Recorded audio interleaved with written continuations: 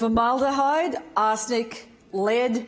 We wouldn't accept these chemicals being put into our local streams.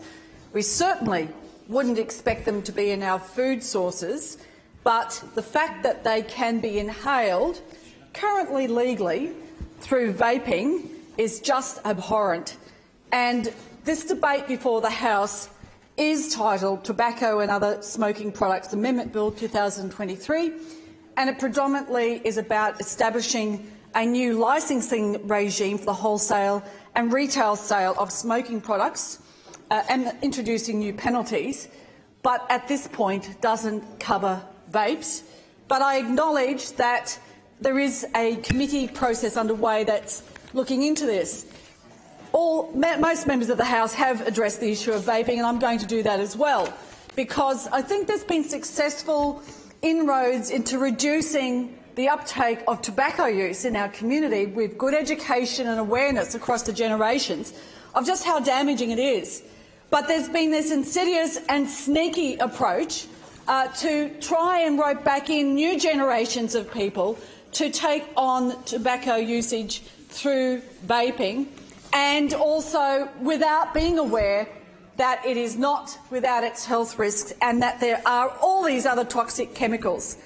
As Dr Karl said, vapes contain toxic chemicals like formaldehyde, which they use in cleaning products, glue and mortuaries, not somewhere you want to end up prematurely. And I think that really sums it up. But as I said, we expect we will look after the environment, but what about the most important part of the environment, which is the health and well-being of humans, and ensuring children in particular have good information and are kept safe so that they're able to live full and healthy lives.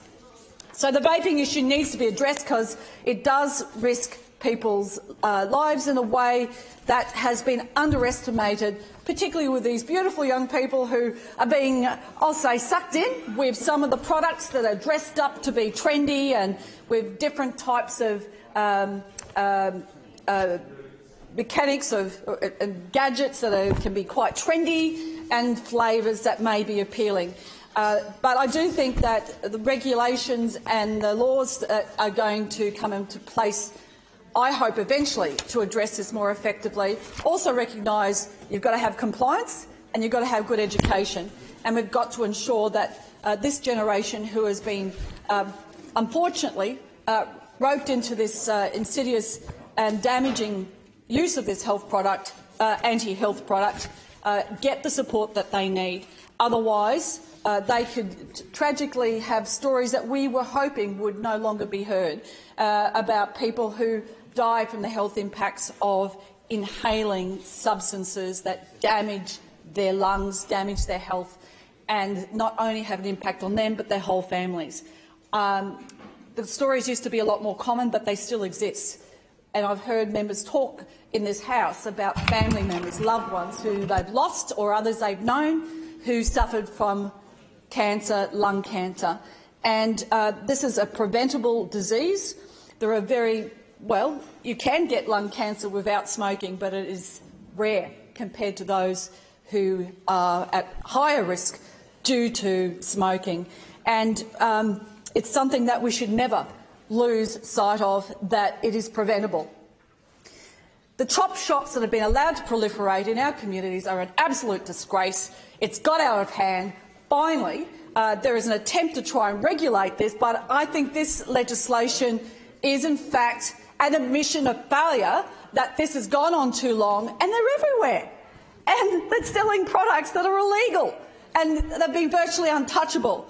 So it's really important that with this legislation that's supposed to make it easier to crack down on the illegal entities by regulation, that there is a appropriate compliance that is followed through. That is so important. That is so important, because those who are doing the right thing legally, who are playing by the rules, it's not a product I like, but they're playing by the rules and it's legal, but it is supposed to be controlled, they need to have recognition that they're not going to get undercut by the criminals, by those who are doing the wrong thing.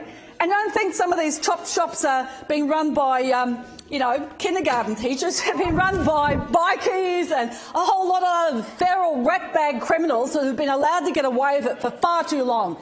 So toughen the laws, but make sure that there is compliance so that those who are doing the right thing legally are penalised by following the law, while the criminals and the bikies and the other ratbags are allowed to get away with it. It's time to have the laws, but make sure they're enforced. Make sure that there is, in fact, a regime to address this in an appropriate way.